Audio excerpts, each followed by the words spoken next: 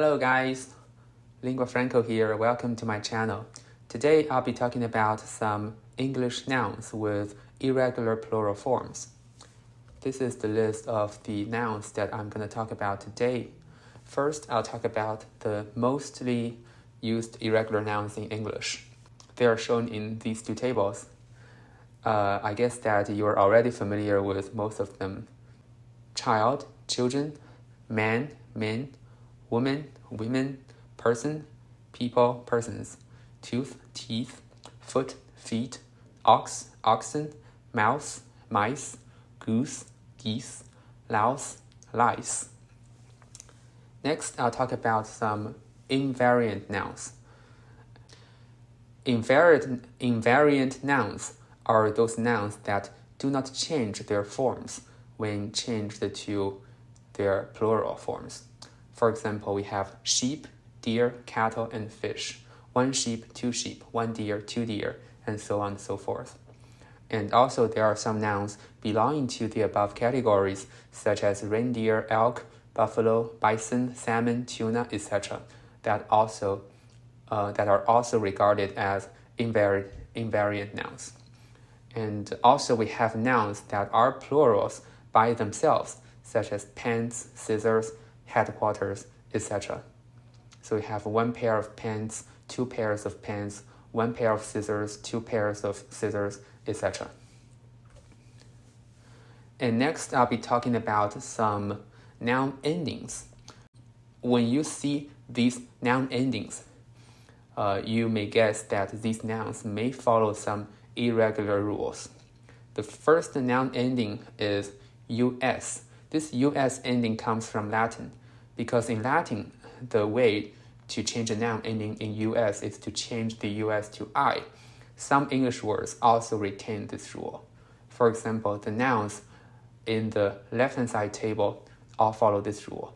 We have cactus, cacti, fungus, fungi or fungi, locus, loci or loci, focus, foci or foci, alumnus, alumni. But there are also English words that do not follow this rule. These words are listed on the right-hand side table. We have campus, campuses, octopus, octopuses, walrus, walruses, hippopotamus, hippopotamuses, ignoramus, ignoramuses. Sometimes a noun can follow both rules, and I have marked these nouns with a star. For these nouns, you can use the us to I rule, but you can also simply add in es. For example, for cactus, you can say cacti, but you can also say cactuses. And for octopus, the most recommended form is octopuses, but you can also say octopi, and I have seen that sometimes before. And so the ultimate recommendation is that if you're not sure, please use a dictionary. Next, I'll move on to nouns ending in um. This ending also comes from Latin, and the Latin rule is to change the to a.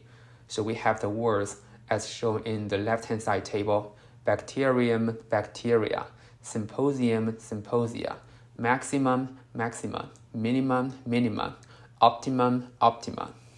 But there are also nouns ending in but nevertheless do not follow this rule. For example, forum, forums, album, albums, asylum, asylums.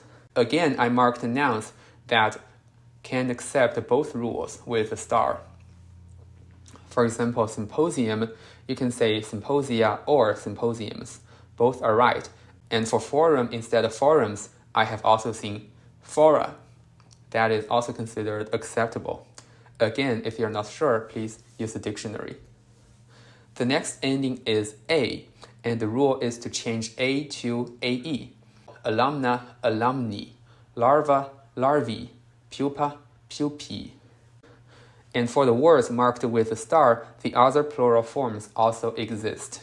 For example, larva, larvae, larvas, pupa, pupae, pupas.